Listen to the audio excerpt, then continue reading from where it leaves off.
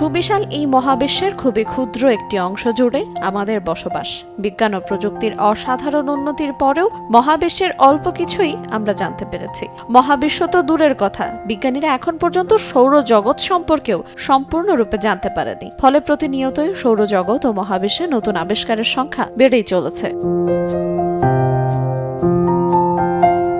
এবার শনি গ্রহের চারপাশে 128টি নতুন চাঁদ বা উপগ্রহ আবিষ্কার করেছেন জ্যোতির্বিজ্ঞানীরা। এতে করে শনি এখন সৌরজগতের সবচেয়ে বেশি চাঁদের মালিক। এর আগে বৃহস্পতি চাঁদের রাজা হিসেবে পরিচিত ছিল, কিন্তু নতুন এই আবিষ্কারের পর শনির মোট চাঁদের সংখ্যা দাঁড়িয়েছে 274-এ, যা সৌরজগতের অন্য সব গ্রহের চাঁদের সংখ্যা মিলেও দ্বিগুণের কাছাকাছি। নতুন এই চাঁদগুলো একত্রে আবিষ্কার করেছেন তাইওয়ান, কানাডা, যুক্তরাষ্ট্র ও ফ্রান্সের জ্যোতির্বিজ্ঞানীরা। এই আবিষ্কারকে আনুষ্ঠানিকভাবে স্বীকৃতি দিয়েছে আন্তর্জাতিক জ্যোতির্বিজ্ঞান ইউনিয়ন। নতুন আবিষ্কৃত চাঁদগুলোকে অনিয়মিত হিসেবে শ্রেণীবদ্ধ করা হয়েছে। এগুলো পৃথিবীর চাঁদের মতো বড়, সুন্দর ও গোলাকার নয়। নতুন চাঁদগুলো খুব ছোট ছোট, যার আকৃতি আলুর মতো।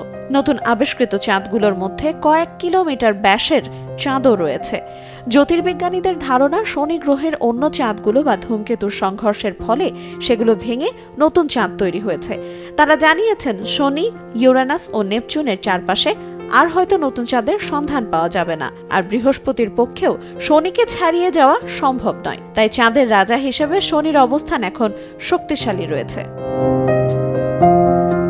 সৌরজগতে বুধ ও শুক্র গ্রহের কোনো উপগ্রহ নেই।